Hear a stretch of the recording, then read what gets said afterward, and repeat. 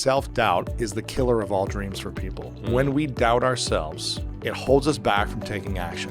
You talk about some of the challenges to getting to greatness and the enemies of greatness. What are those? Yeah, I feel like these three fears hold us back. I believe self-doubt is the killer of dream. And so the fear of failure, the fear of success, and the fear of judgment, other people's opinions. When we can figure out which one is holding us back the most, those enemies hold us back from acting courageously. And at the root of each one of those three fears, failure, success, and judgment, is I'm not enough.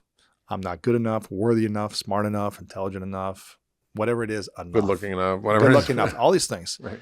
And therefore, if I'm not enough, then I cannot take action courageously because I'll never be enough. And so we must learn to rewrite the story of why we believe we're not enough in those areas, within those three fears. And when we can start acting courageously, it's all about mending. It's all about creating new meaning, mending, rewriting these stories. When we can do that, then those enemies don't hold us back. So for me, I wasn't afraid of failure and I wasn't afraid of success, but I was people pleasing and I would abandon who I was, my values and my vision, to make someone like me. Like what would be usually an example intimate of that? relationships. Like what would be an example of how you would do that? Like if someone would get mad at me for working late or going on a trip for a business trip or just not doing something that they wanted me to do. Yeah, not being who they wanted me to be. Yeah. I forgot to do this thing or I didn't do that thing. And they had an expectation that I did not meet. When they would get upset at a missed expectation that was not communicated, not like I did something horrible, but they just thought I was going to do something and I didn't do it. And when they would react in whatever way, screaming, silent treatment, name calling, whatever Fun it was, stuff. all this stuff, I would abandon myself to make them happy. I would do whatever I could to create peace, but you cannot buy peace. You must be peace. So I would abandon who I was, my value, my vision, to make sure that one person was happy. But no matter what I would do, it didn't work. They would never be happy. And I would do it, and then they'd find something else and something else and something else. And so it would come to a point, I don't blame any of these previous partners. I take responsibility for staying because I lacked the courage to leave. I lacked the courage to say, this doesn't work for me. So I would just abandon myself. And so there was the fear of judgment where I'm not enough at the root cause of that one fear, the enemy of greatness, that caused me to really be less than in relationships, to drain my energy, to be on eggshells, to be worried. And it would bleed into the rest of my life. It would bleed into my mission. It would bleed into my health and all these other things because of that one enemy. And you weren't being authentic with yourself. I wasn't being authentic with myself. And I would repeat this partner after partner after partner, thinking it was the partner. But Maybe really, after all these relationships over 15 years, and I was like, well, I guess it takes me a long time to learn sometimes. I'm the common denominator. I'm the common denominator. Don't worry, Louis. I've been married and divorced 3 times. It took me 40 years to figure it out. You're good. It took me a long time to learn sometimes. It took 15. You're way ahead of me. And I realized, okay, it wasn't a fear of success or failure, or these other enemies that people have. It was a fear of like intimate love, them not accepting me. But really, I wasn't accepting myself. I wasn't fully accepting who I was. And therefore, I was trying to get the approval of someone that I was in a relationship with. And that is a losing game that only sucks the energy and the life out of you. This is what caused me a lot of pain. I literally felt a ball of pain in my chest and then like a tightness in my throat coming and going throughout 15 years. Wow. And anytime I was single, I felt peace and freedom. So I had this belief that, when you're in a relationship, you're trapped. Yeah. You're going to experience pain. No, you shouldn't be like that. And my parents, it's all stemming from the model that I had meaning around with my parents and having to rewrite a new story around that. So this was my enemy of greatness that it's took me the longest to overcome. And again, it's always going to be a journey of healing. And now in growing. that same situation, when someone is unhappy with your behavior, how do you respond differently? Well, now I have tools and my nervous system is at peace.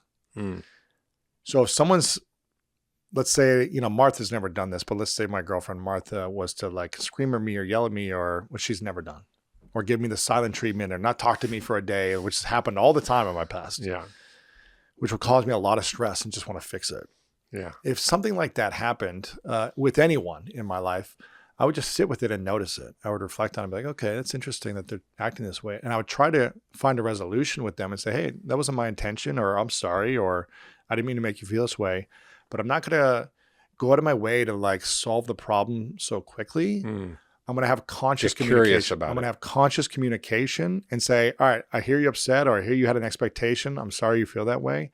Let's talk about it. Let's address this. And doing it from a place of peace, knowing that I don't want to ruin any relationships in my life. I don't want to have anyone leave my life, but I'm willing to walk away from a relationship if they're asking me to be out of alignment with who I am. It's really important. And I've never had the courage to not be liked before the last couple of years.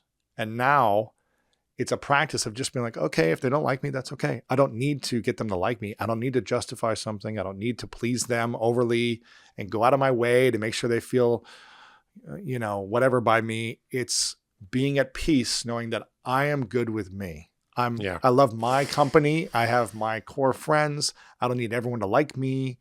And I'm okay with that. Yeah. But it took me a long time. Yeah, it's true. I don't know if you ever experienced that type of like, I want to Totally. please everyone. Totally. And if they're upset with me, let me fix this. That was totally my MO. People pleaser. I was just the worst because it was a survival mechanism in my childhood that I had to deal with a very chaotic, unstable, unsafe, scary environment. At home. It was unpredictable. Yes. And so I learned to try to make everything okay and not, or hide in my room or just like, I think that worked then, but it doesn't work as an adult. No, it really was a drag, and it caused me to be out of integrity with myself, to be and suffer internally, and betraying my own, needs and wants and desires, and really, it was really a form of self-betrayal, and to be able to come back in alignment and go, okay, well, that's enough. I'm just enough. The biggest challenge for people is their head. Yeah. And making the changes in their life, changing their habits, their beliefs about themselves, about what they can do, what they can't do. And they end up often struggling to make the simple changes that are going to have profound effects on their life.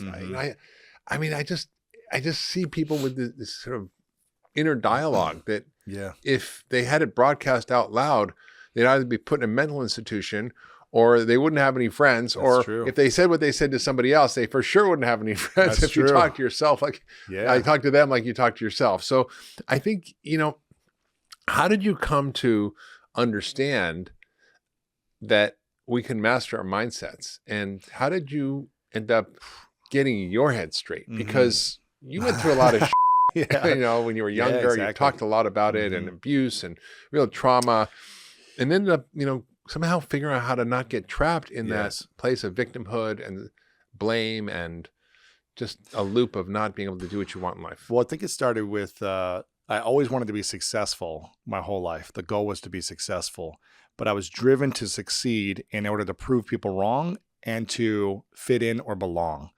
And so I was committed. I could set goals. I could work hard. I could show up early. I could make these things happen and be successful in sports. And then I did that in business.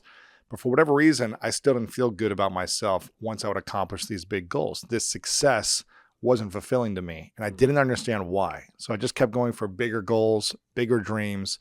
So I didn't have the fear of doubting myself.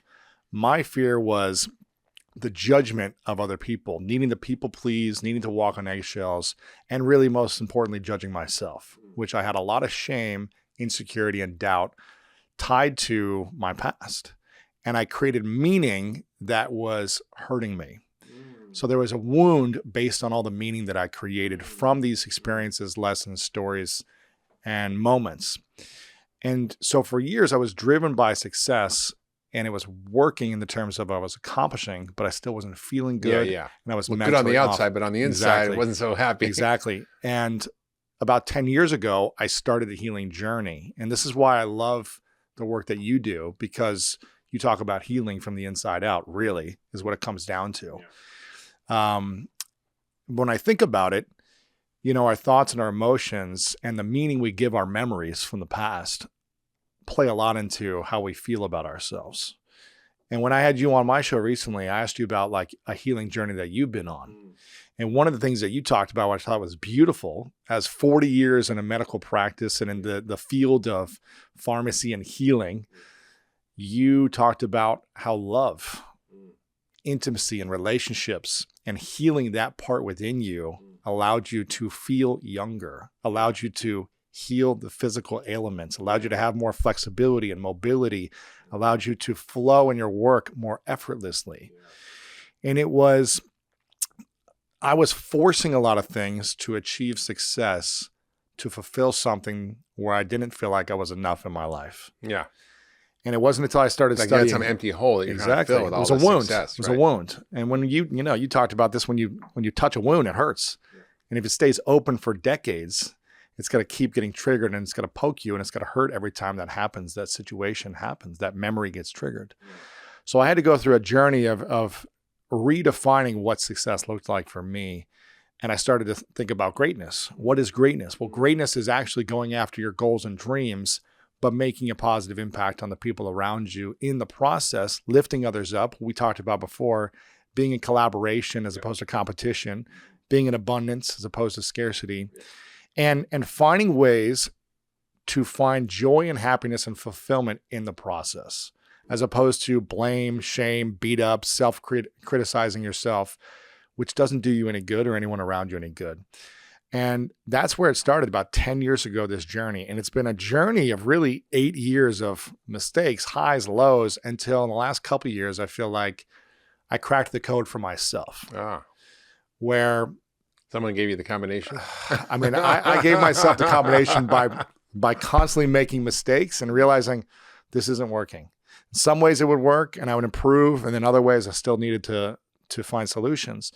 And a lot of it starts with the healing journey and creating that new meaning from past memories. I'm a big fan of Viktor Frankl's Man's Search for Meaning. Yeah. He went through, horrific experiences in a concentration camp. And yet he lived one of the most fulfilling, rich, abundant, healthy lives after that. And it's all about the meaning from the events, the memories, and mending the memories. Yeah. But I wasn't willing to face my shames, my insecurities, and the things that hurt me the most. I could some of them, but not all of them. And so I would have this kind of ball of pain in my chest that would come and go in certain situations. I'd feel my nervous system triggered or reactive. Feel in your body. In my body, physically. But it was tied to a memory and an emotion that I had yet to mend and create new meaning around. So step one was really figuring out what is the process or methods or therapies that I could dive into, and I'd done a lot of them, that would support me. And don't stop once I feel like I've figured it out, keep diving in and improving. And that's really been the 10-year journey for me, to where I just realized that self-doubt is the killer of all dreams for people. When we doubt ourselves, it holds us back from taking action, from getting into the relationship with someone we care about, from having a courageous conversation with someone, from getting out of a toxic relationship, from launching the book that we want to launch because we're afraid. And self-doubt holds us back. And at the root of the self-doubt is I'm not enough. And so when we truly believe I'm not enough, it's going to cause pain in some way in our life, resistance. It's going to cause a block. And when we can heal emotionally and mentally, when we can find alignment and harmony internally, then we can start to create abundance externally. Yeah, it's such a beautiful description of this process you went through. And I sort of, just reminded of what Gabor Mate said, which is trauma isn't what happens to you. It's about the meaning you make from what happens to you. And we are all meaning-making machines. And we often interpret our experience and reality in a way that doesn't serve us. And it may have been right in that moment at that time, but we generalize it to everything. So if we were traumatized by somebody in our childhood, then we feel the fear of being traumatized by everybody and everything. If, and I know, for example, my childhood, I learned that, my stepfather was a rageaholic, and I learned to people please very young to avoid the wrath and the pain and suffering that went along with what happened. And that people pleasing was probably helpful and adaptive in that situation, but it was a way of living my Right. life and didn't actually help me in the rest of my life. Mhm. It sounds like you went through a really similar thing. 100%. Yeah. And judgment was my biggest fear. There's three main fears based on the research I've done: the fear of failure, the fear of success, and the fear of judgment. These are the things that cause us to doubt ourselves the most, right? And I wasn't afraid of failure or success because as an athlete, I knew you needed to fail your way to success.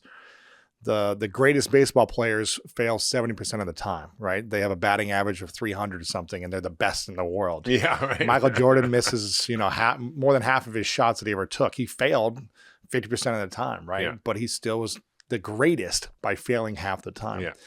And so I knew as an athlete that like you just make mistakes and you readjust to get back on course. So I was never afraid of the failure, and success wasn't a thing for me either because I wanted success, but I wanted it because I was doing it based on a wound though. I wanted to prove people wrong. So that's why when I would accomplish it, I'd be angry. I'd be angry like 30 to 60 minutes after I accomplished some big goal where I was like, all right, I should be excited, but why do I still not feel good internally? Well, there was a wound that I was creating this from to prove people wrong, to look good, to be right, or whatever it might be, because I was afraid, I was wounded, and I was driven based on that wound. And so I would go for more success, and it just wouldn't fulfill what I needed. It's right? like a big It would boat solve with a hole in the bottom. It would solve, money problems, but it wouldn't solve like the problem of feeling good enough, feeling worthy and deserving. And so that's when I started to like really dive into, when I started having multiple breakdowns in my life, emotionally, mentally, relationship stuff. I was like, okay, I'm the root of all these breakdowns. I got to figure out the solution. And that's where this really started. And can you talk specifically about like what were the kind of breakthrough moments you had in the last 8 years? 2 years what were ago, the things that you did that helped you shift the most? Yeah. Meditation has helped tremendously.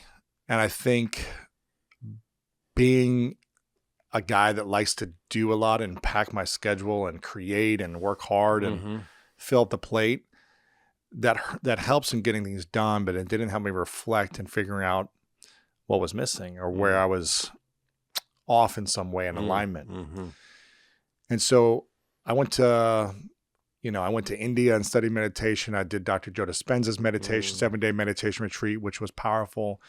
Those two were really helpful, and it gave me a daily practice of even just 15, 20 minutes a day to be in peace, to be in stillness, and to reflect on how did I do the day before and how can I do today? So just having that practice has been helpful. But also, I've done a number of different therapy modalities, and an emotional coach I started working with a couple of years ago, she really guided me 2 years ago when I felt like emotionally trapped in a previous relationship that I felt like I couldn't get out of. And I was just people pleasing. I was still living in the past of people pleasing, and I was giving up who I was to try to make one person happy. This need to be liked by one person that I cared about. And this felt like the final thing that I still hadn't mended or healed because I kept repeating the pattern in relationships. Over and over the same thing. And I was the common denominator. And so I found her as a coach, and I just said, I will do whatever you tell me to do. I will do anything you tell me to do. I will meet you once a week. I will meet you 5 times a week if I need to. I want peace, freedom, and clarity because I didn't feel free, clear, or peaceful. I felt trapped. And I didn't know how to go beyond it. And I worked with her for 5 months intensely every single week. Sometimes 4 or 5 hour sessions at a time. Wow. Where I was like, put me through any exercise, put me through any experience, put me through any journaling, reflection, spiritual experience, whatever you want to try with me, I will do it. And my intention is peace, freedom, and clarity. And I just kept showing up with that intention and showing up. And I remember being frustrated after many months because I was like, I'm not getting what I want. I'm not getting what I need, and it's not working. And my desire to have something happen quickly was blocking me. As opposed to surrendering to a process, trusting a process, and continuing to go in. So I just kept trusting. And eventually there was a moment where this ball of pain in my chest that was there kind of off and on almost every other day. It eventually, like all these things kind of started to connect, and it integrated into my heart and into my mindset really, where I was like, I am peaceful. I am free, I am clear. And it finally resonated with me in harmony to where this ball of pain literally like disappeared and disintegrated throughout my whole body. amazing. And I don't know, I've never felt this pain since then. This was about 2 years ago. I don't know what that is. Yeah. I don't know where it wasn't like, it was an emotional pain trapped somewhere in my chest. Yeah. And then I felt free. Yeah. So it was 5 months of training and coaching and then practicing stuff and then integrating it and then feeling my nervous system flare up in certain scenarios and then breathing through it and practicing again until finally I was in coherence with my higher self. I mean, you had to rewrite your software code. Exactly. And it's really hard to do. And it took time. Yeah. And so there wasn't like this healing thing overnight in one moment. It happened in a moment after a lot of connecting the dots. And then I keep processing and integrating it because it is a journey. I think healing is a journey. And so that's been a big thing for me over the last couple of years. Yeah, I think it's such a powerful story because so many of us struggle with childhood trauma, whether it's big trauma with a big T or little trauma with a small T, with neglect or just not being loved the way we need it, or whether it's actual physical or sexual, emotional abuse. We all have something, and some people can have really horrible physical things happen, and they seem to manage, and they don't make the meaning out of it. And others can have sort of what you think would be relatively benign childhood experience. Maybe their parents just weren't that attentive, and they can be highly traumatized. Exactly. They'll have severe mental illness from it. And whatever the meaning we give it. Yeah. I mean, Viktor Frankl, you were mentioning before, you said, between stimulus and response, there is a pause. Meaning between something that happens to us and how we react to it, there's a pause. And in that pause lies a choice. And in that choice lies your freedom. And I think that's a very powerful idea that is not about not recognizing what happened to you or minimizing things that are going on, but realize that you basically determine the quality of your experience by your beliefs and by the meaning you make of things. And do you want to be free or do you want to hold on to it and be blocked? Right. And then, we make all kinds of justifications because then we get to blame other people. We get to be the victim. We get to not have to change things. We get to not look at ourselves. But what you did was super courageous. And it's inspiring because you have been through a lot, and those traumas that you had when you were younger that you've talked about, incest and other things, are actually really tough to deal with. I was also a victim of incest, and it's crazy. It messes with your brain. Yeah, it messes with your brain and how you look at the world. But what you mapped out in your book, the Greatness Mindset, Unlock the Power of Your Mind and Live Your Best Life Today, which is out now. Everybody needs to get a copy right now. Pause this podcast, get your copy. It's such a powerful story of how someone who's even very successful could have things that were unsolved. Yeah.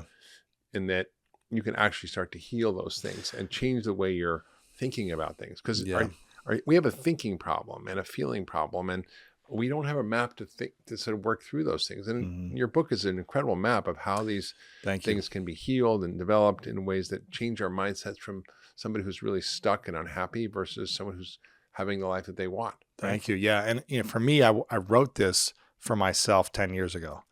I wrote this for myself when I was 21 in transition and confused and not sure about why am I feeling this way? Why do I have so much pain? Why do I feel trapped? Why do I feel emotionally stagnant? Why am I reactive so much? Why do I feel so hurt? Why do I keep abandoning myself? Why do people not understand me? All these emotions that I had, I wish I had the map now that I created for my younger self. And now I have the guide for me 10 years from now when I'm in a new transition or in a new season of life and I'm going through certain changes. And so that's what I really wanted, because I think a lot of people don't have a clear, meaningful mission for their life. And this is step one. If we are not clear in one sentence what this season's mission is in a meaningful way, I just think we'll have more stress and overwhelm than we need. We're going to face challenges and adversity, but if we don't know exactly where we're heading, we'll never get there. And so step one for me is identifying, are we in a powerless mindset or a greatness mindset? And if we're in a powerless mindset, how do we move there as fast as possible to greatness? And step one is defining a meaningful mission. Yeah. So it's so important. It reminds me of a quote from Marianne Williamson, Our Greatest Fear, right? And most of us don't lean into our light. We kind of lean on our darkness because it's comfortable, it's familiar, we know how to navigate, and we kind of afraid of actually the greatness that we could have. Yes. And your school of greatness, your podcast about greatness, your book, the greatness mindset is such a beautiful kind of bookmark in a way that points to how we can actually embrace that greatness. She says, our greatest fear is our light, not our darkness, that most frightens us. Our deepest fear is not that we are inadequate. Our deepest fear is that we are powerful beyond measure. So I think, and she goes on to say, it's our light, not our darkness that most frighten us. We ask ourselves, who am I to be brilliant, gorgeous, talented, and fabulous? Actually, who are you not to be? Yes. Who are you not to be that? You're playing small doesn't serve the world. There's nothing enlightened about shrinking so that other people won't feel insecure around you. We're born to make manifest the glory of God that is within us. It's not just in some of us, it's in everyone. Yeah, I love this. And the reason I love what Marianne says there is because the challenge is most people live either a good life or a bad life. But both of those are hard to break through into greatness. Because when you have a good life, when you've got a good family, you've got kids, you've got a good job, you've got things that are good, you get comfortable and familiar, like you said. It's hard to break through from comfort and familiarity. And people with struggling relationships call it bad, right? They're still familiar with the bad. And so they stay in the bad. It's really I did hard, that. right? And it's because and so some people will stay decades in a relationship or decades in a career that is bad and they don't find joy in it, but they stay because it's familiar and it's not bad enough yet. And most people I call it NEP syndrome, not enough pain. Not enough pain, right? Most people don't change because they have NEP syndrome. Most people are not willing to strive for that next step of greatness because it's familiar and comfortable, even if it's good or bad. And that's very few do, but it's hard to say, I want to take a look. I want to go deeper. I want to work on myself. It's just a challenge, but a lot of times it takes some type of extreme pain for us to want to open up and say, I need to make a change. Yeah, it does, unfortunately, but it doesn't have to be that way. It really doesn't. And I think if we all took a moment to look at ourselves and go, where are the places where we are unhappy, where we don't tell anybody what we actually feel, where we doubt ourselves, where we lack self-love, where we feel insecure, where we're worried about what other people's thoughts are about us and our place in the world. I mean, it's so easy to be kind of knocked off center of who you are by all these sort of this unconscious subtext of what's going on in our head and our inner dialogue. And you see the real difference in the mindset between someone who's stuck like that and someone who's achieving what they want and are leaning into their greatness. Like, can you talk about the differences in the mindset? Yes. There's a whole page I give on 201 of the book where I give this framework between powerless mindset and the greatness mindset. So if you feel like you're not accomplishing exactly what you want, or you're not on the path, because my mission is big and I know it's going to take time. But if you're not feeling fulfilled internally, if you don't feel peaceful, if you don't feel in harmony and alignment with what you're doing, then that means you're more in the powerless mindset versus greatness mindset. And the powerless mindset includes you lacking a meaningful mission. So you're not clear in one sentence, like, what is the season of life and what am I doing? Yeah. What's the direction I'm going? Yeah. So you lack that meaningful mission. So I'd ask yourself in one sentence, are you clear on what you're doing for this year or these 5 years or your season of life? And it doesn't need to be curing cancer or changing the world. Just what is it for you? Yeah. What is this season for you? Yeah. It could be an exploratory season. Okay, at least you know that you're exploring. It could be, I'm trying to graduate from school. Okay, that's your mission right now until the next season. So just being very clear. A powerless mindset is being controlled by fear. When we have a number of fears that hold us back from acting courageously, it keeps us feeling powerless and a victim, like you talked about. So being controlled by fear, crippled by self-doubt, conceals past pains. This is a part of the mindset. I'm good. I'm fine. Yeah. Good. Life is great. This is a part of mindset. There's over 20,000 books on success and mindset. Yeah. Most of them don't talk about the pain of your past. They don't talk about, healing past pain. They talk about, here are the 7 strategies to be more successful and have a growth mindset. Yes, but I feel like you can't just layer on top of pain. Some point it's gonna toppled over. So conceals past pains, defined by the opinions of others, is a powerless mindset and drifts towards complacency. So when we first need to be aware of, am I living in any of these spaces? There's no good or bad, right or wrong here. It's just, let me be aware of it and see, is this supporting me? Is this serving me? And is this serving the people around me? And when we are aware of it, we can start to make a new decision and commitment towards stepping into the greatness mindset. And the greatest mindset includes that you are driven by a meaningful mission, driven by that, not by fear, not by what everyone else is doing, but by your mission. No Olympic gold medalist did it by accident. They had a mission. No world champion said, I'm just going to show up and do this by accident. They were clear on their mission and they lived accordingly. They turned fear into confidence. I have an example in the book where I talk about creating a fear list. I did this in my early 20s. I was afraid of a lot of things, but I was scared to even admit it to other people. You were afraid of telling people you were afraid. Because I was fear of judgment and I didn't want to be looked as weak. Right.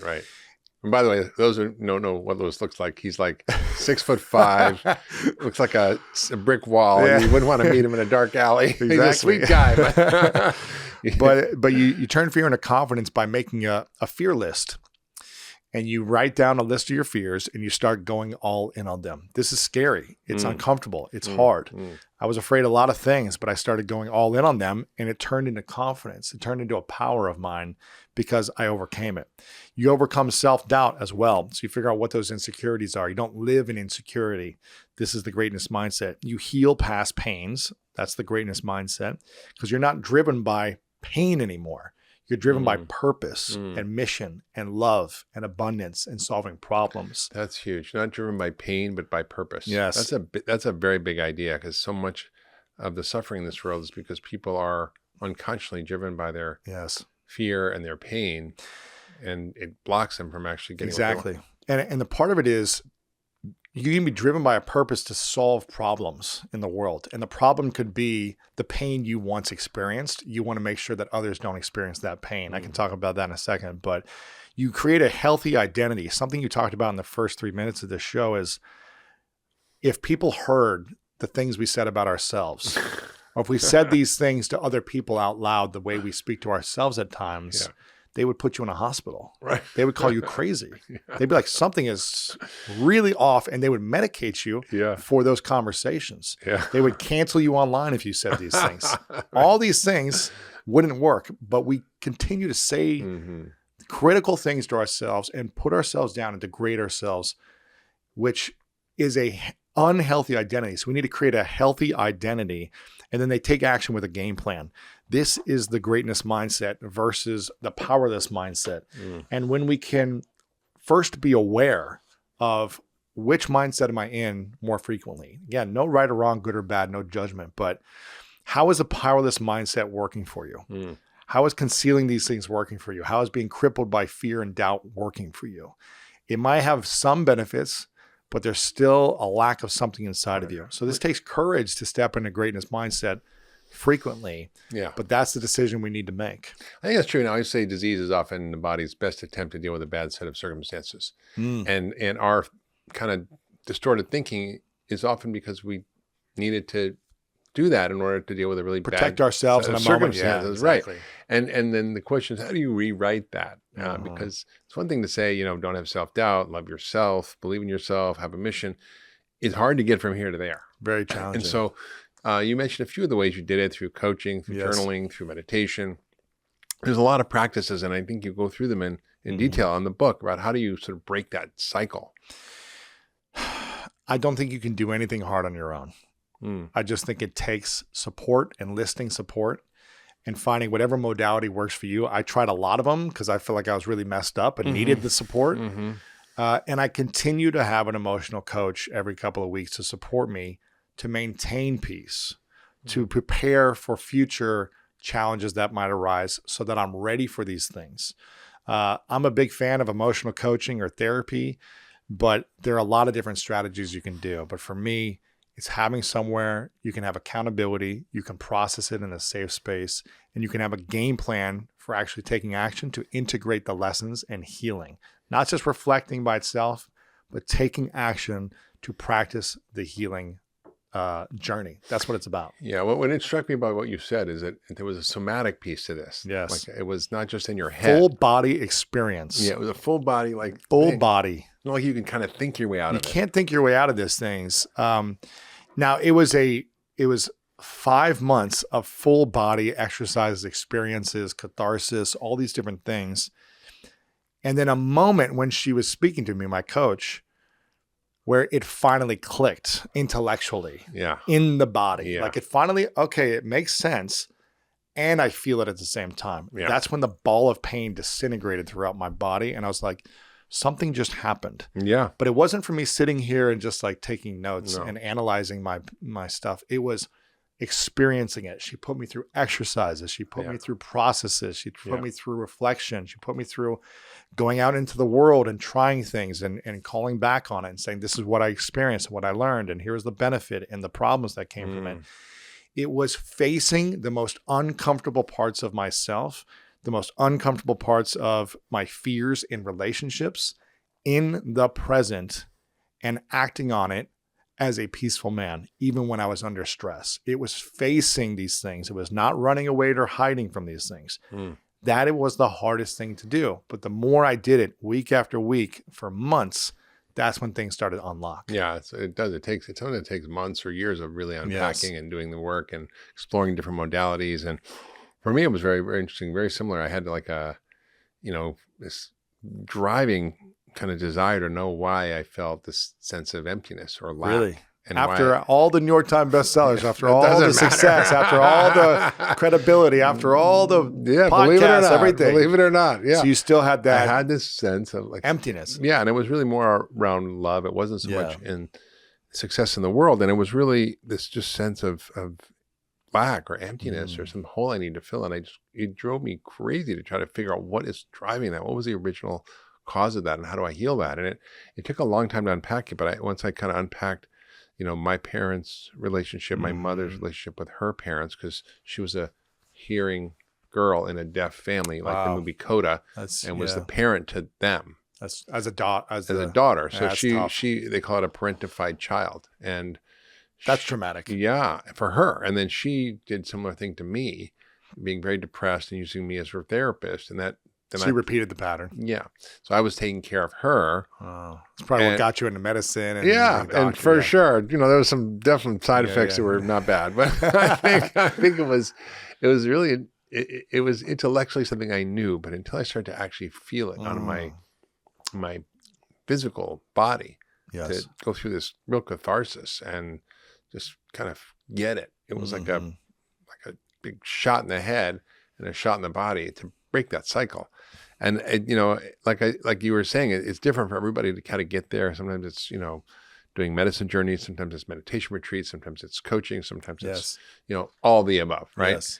But I think one of the things that's really exciting about your book, The Greatness Mindset, is you really help map out how we get into trouble, why this happens, and how to kind of rewrite that. Yeah. So how does someone sort of who's sort of from the perspective of what you've learned and what you've read about, how do you reshape their beliefs and their meaning they make and their identity if they're unhappy? Yeah, it's interesting. One of the I interviewed a brain surgeon and a PhD in neuroscience, Dr. Rahul Jandal. I'm not sure if you've met him yet.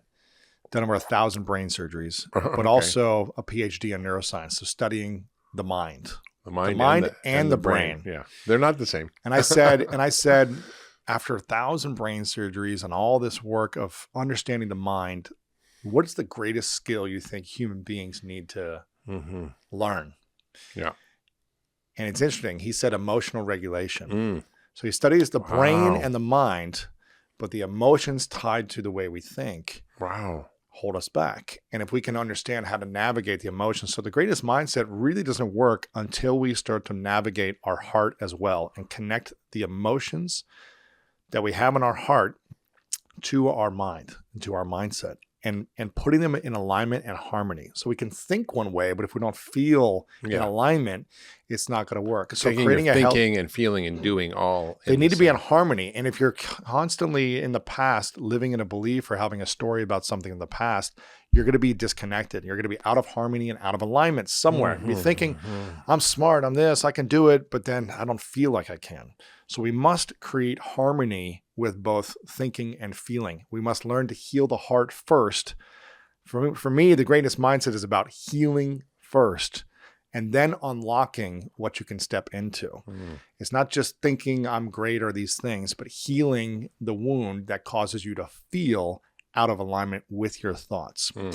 One of the things that which is what we're just talking about. Yeah. And one of the things I learned about 10 years ago in one of these kind of workshop experiences that I took allowed me to create a new identity with myself. Before, I had the belief that I was dumb, that I was reactive and angry, and that's how I was showing up in the world. And I felt like I was very, I just felt like reactive, angry, and I didn't feel like I was smart. That was the identity that I continued to say to myself and reinforce. Even though the world didn't see you that way. Exactly, right? And I created an experience in one of these workshops that allowed me to go through the healing journey. This workshop allowed me to open up about sexual abuse for the first time and create a new healthy identity. And what I did from this workshop was I created a new contract with myself, a new contract around my identity that I wanted to step into. It wasn't where I was at the moment. It wasn't what I would have been living in the past, but it's what I wanted to step into. And it is what I was becoming on a daily basis. And so instead of being angry and resentful and not forgiving and stupid, which is what I was believing my identity was, I said, I'm a loving, passionate, wise man. That's a good one. And I didn't fully like experience it yet. So there wasn't like evidence proving it internally yet, but I said, I am a loving, passionate, wise man. And I started to live into that on a consistent basis. When I felt like I'm being angry, I'm going to live into this new identity and I'm going to start showing up as if and embracing it fully. And now I don't feel like I'm stupid or angry or resentful or these things.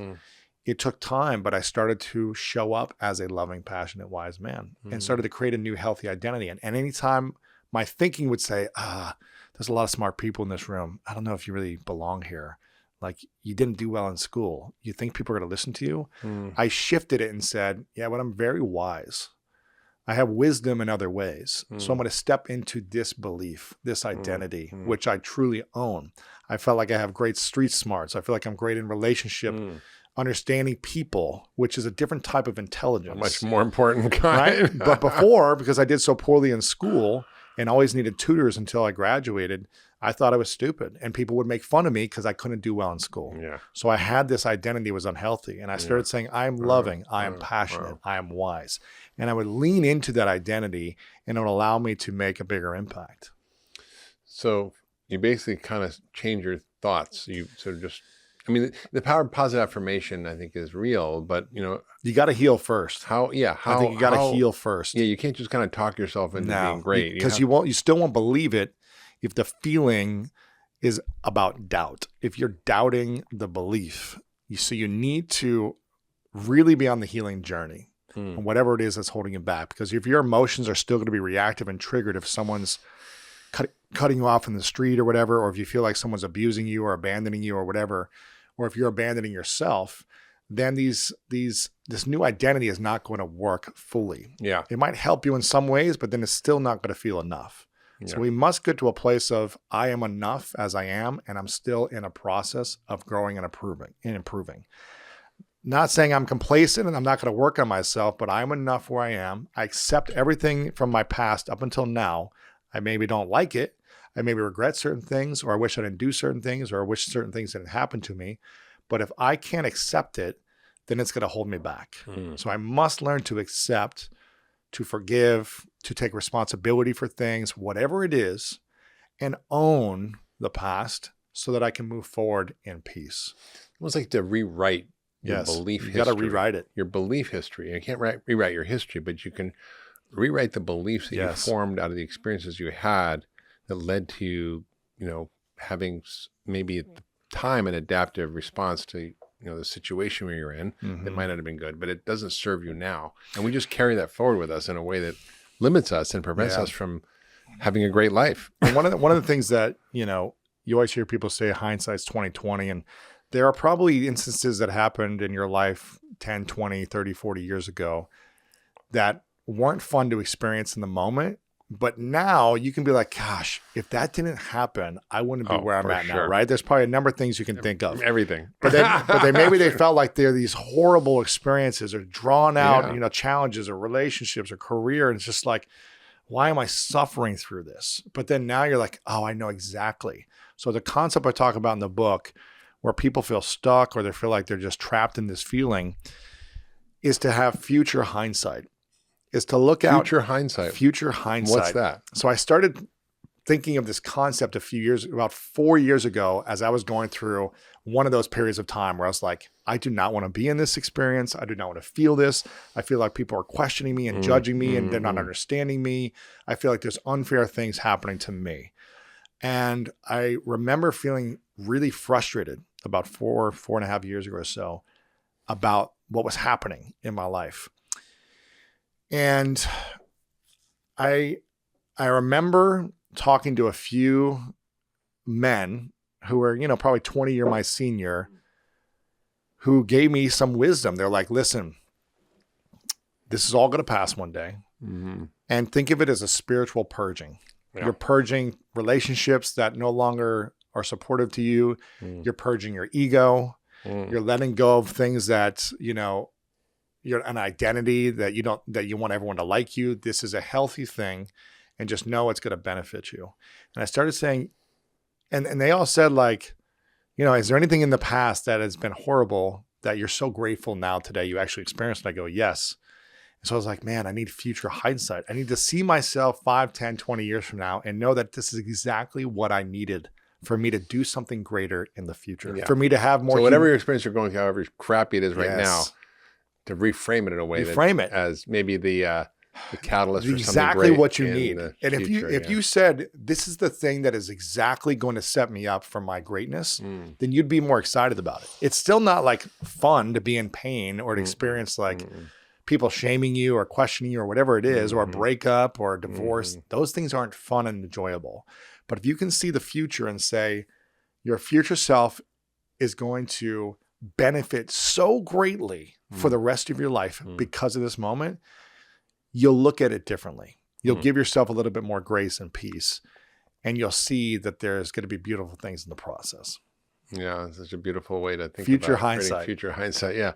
So you talk a little bit in the book about the kind of thoughts that you can start to cultivate to attract what you want in life and the dream that you have for yourself and your life. Can you talk about how we do that? Yeah, I think it all starts with gratitude. I think gratitude unlocks abundance. It unlocks love. It unlocks all the things that you want. It starts with gratitude for yourself, for everything that you've done to get here. Most of the times we aren't appreciating ourselves. And what we appreciate appreciates in value. So if we are depreciating the hard work we've done, we depreciate in value. If we do that to others as well, they do as well. So I'm a big fan of gratitude of self, gratitude of others, and acknowledgement. Acknowledgement is a tool that unlocks relationships, connections, and opportunities. Gratitude. Acknowledgement. Gratitude and acknowledgement. So when I started getting into rooms, 14, 15 years ago in the business world and going to industry events and things like that, not having anything, no platform, no skills, no money, like just a young guy trying to figure out life, entering in the business world.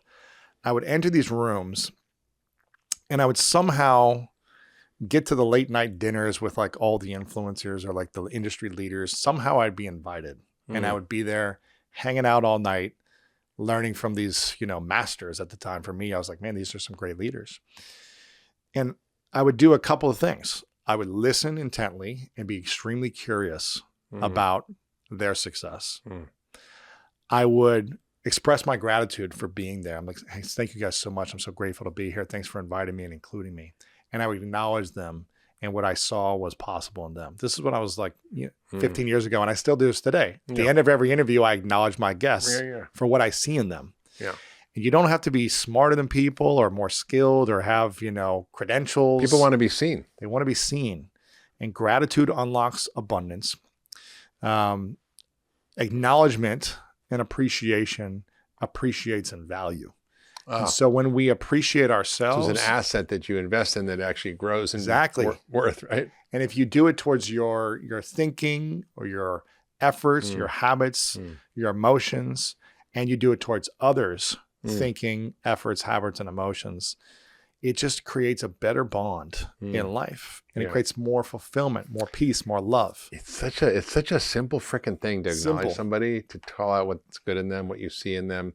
They don't even see themselves, and you start to shift their way of seeing themselves and their well-being, and it creates such a positive feedback loop. Most people never heard what they wanted to hear from their parents. They never heard, "I'm proud of you," consistently. Or they worked so hard just to get it like a couple times a year on their birthday or Christmas. Most of us craved that as kids. And then we crave it as adults. And for whatever reason, human beings lack the courage to look someone in the eyes and say, "I appreciate you. I acknowledge you for this gift, for how you show up consistently. I acknowledge you for your efforts here." And when we have the courage and learn how to do that effectively, it's an art. You don't want to make sure you're doing it as a sleazy way to get something, but as you do it generously from a place of appreciation, gratitude, love, and peace, true honesty, it just unlocks different things inside of you and the other person. So it's not about, again, success is for me. Success is selfish. It's not good or bad, right or wrong, but it's for me. To accomplish success, it's me winning, it's me making money, it's me getting the goal, it's me having the credibility or whatever it might be. Yeah. But greatness is about accomplishing your goals and also being in service to the people around you and lifting them up as well. It's impacting people with your journey to success and making sure they're feeling seen, heard, and acknowledged also and appreciated. And it's a beautiful journey when we can think and feel in this way differently through gratitude, appreciation, and acknowledgement. Yeah. I mean, those are such simple things, and you know what? They're free. Free. You don't need a master's or PhD. You do need it in human psychology, I guess, and understanding your own emotions. Yeah, it's powerful. I was thinking about the sort of range of people out there. There's people who just, are doing pretty good, but just have, a little bit stuff to work through. And there's people who have like really severe mental illness and, personality disorders and severe attachment issues and depression and addiction and trauma. It's really hard to experience depression when you're grateful. Yeah. It's hard to be stressed out when you're focusing on the thing that you're most grateful for consistently. So the more we can step into that, this is why I do this in the morning, in the evening. I focus on and practice gratitude, not just for myself, but with my partner, Martha. And I try to express it as frequently as I can when I'm around other people. Because usually people are stressed and anxious or worried about their problems. But if you can get people out of that through saying, "What are you most grateful for?" On my voicemail, I've had this for a decade. I love that. When someone calls me, I usually don't pick up, especially if I don't know the number. Yeah. I'm more of a text guy now, but when someone calls me and if I don't pick up, they get a voicemail from me that says, "Thanks for calling. This is Lewis House. If you want a response, let me know what you're grateful for today." I've had that for a decade. Amazing. And I always get the most amazing voicemails because people are like, "Wow, thank you so much for that question." And asking me, "I'm so grateful for this, this, and this." And when people speak with gratitude, it's hard to think about problems or stress or depression. It doesn't mean you still don't have challenges to face, but it unlocks your heart into a peaceful flow and energetic state of abundance. Gratitude is that key to support you. So is appreciation and acknowledgement. Yeah, it's all true. I think it's just changing our thinking. It's hard, but I was sort of doing some sort of research around dealing with really tough mental illness. And this attachment theory is just fascinating because it talks about how to heal it in a way, very similar way that you're talking about, is how do we reparent ourselves? It's it. Because you basically said we want to hear what our parents never said to us. Exactly. And to then we help beat us to- ourselves up that we're not getting it. Yeah. One of the strategies and the healing modalities that my coach gave me, Clara, she's amazing. She had me put a photo of my 5-year-old self on my screensaver. So I had this photo on my phone for like, I don't know, 6 months as I was really doing the intense work. And I was going back to the first painful memories. And I got to a place where I was reparenting myself as an adult to that psychological wound. And it was a beautiful, and it's kind of weird to talk about it, maybe on this type of a podcast, but it was a beautiful experience to reparent and actually imagine my 5-year-old self standing in front of me. Yeah. And saying what I needed to hear back then now. It's so important. And like giving myself an emotional hug and imagining what that would feel like and mending that and marrying those two beliefs. So it's all a journey. Yeah. I mean, and what's really striking is that, when you're talking about it are ways that we can heal a lot of these things through simple practices. But no matter where you are on the state of your mental health, your anxiety, depression, trauma, there's ways to actually work through this. Yes. And it's sort of by, reparenting yourself is key, and their methodology for do this, getting your thinking straight, which is a lot of what you're talking about, mindset. And they talk about, attachment theory, creating new metacognitive skills that allow us to look at our beliefs and attitudes in a different way and change that. And then there's this other part, which is really interesting, which is how do we sort of learn how to work with others through verbal and nonverbal behavior in a collaborative way. Because a lot of people with trauma are not very good in personal dynamics and relationships. Or they're afraid to go out or whatever it might be. Yeah.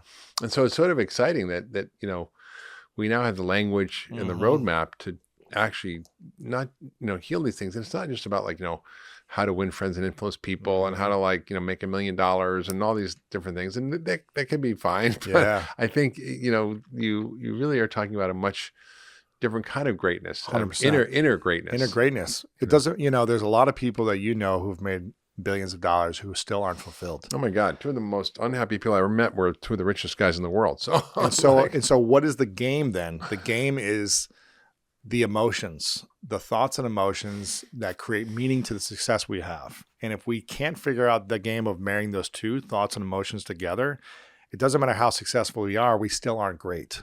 We're not great unless we feel great. Everyone else can think we are, but if we don't feel it, then what's the point? And I just think it's interesting when you were talking about the attachment styles and attachment theory and everything like that.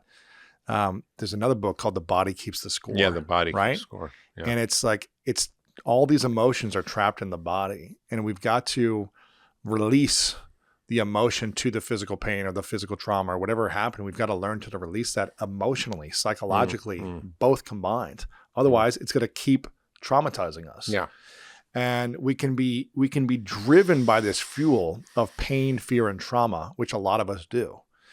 And to go get, the degrees or the sports championships or the money or whatever it might be, we can be driven. Addicted or all these things. Yeah. We can be driven by that, but usually we need an addiction to numb the pain that we're still feeling inside. And if we just heal the wound, the emotional wound, we don't need the addictions, or we can minimize those things because we know how to self-soothe. Yeah. We know how to reparent the emotional wound. Yeah. And I think that is the whole game of the greatest mindset. It's such an important book at this time because there's just so much unhappiness, so much mental illness, so much loss of direction, lack of ability to kind of, live lives that are fulfilled and that are meaningful and peaceful. And it was, as I was researching my book, Young Forever, it was really shocking to find out that literally, having meaning and purpose in your life.